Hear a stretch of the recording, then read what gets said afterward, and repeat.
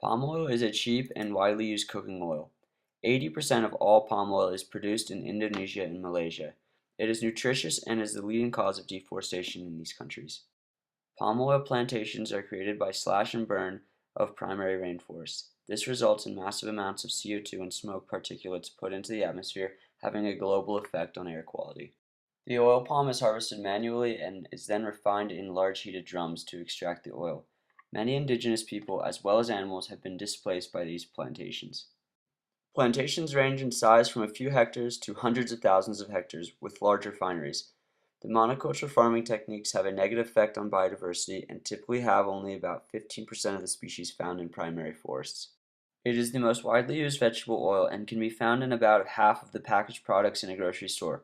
Palm oil is not required to be labeled by the FDA and is easily hidden behind the broad definition of a vegetable oil. Local farmers use the oil palm fruits to provide for their families.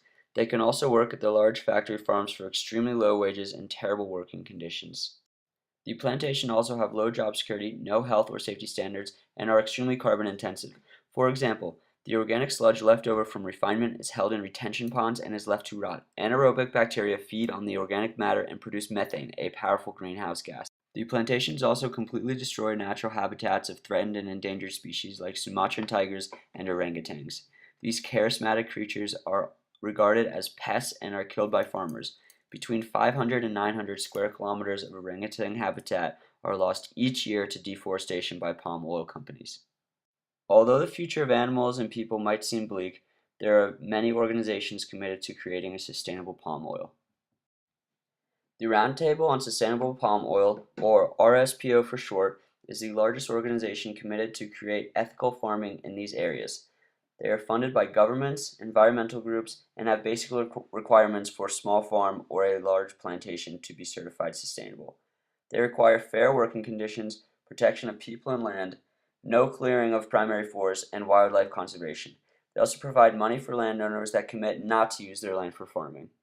The RSPO has had a large impact on plantations in Indonesia and Malaysia. Many companies that use palm oil don't even know how bad palm oil really is.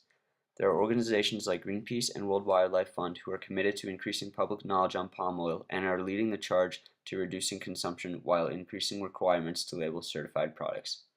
This makes a farmer happier and increases populations of endangered tigers and orangutans.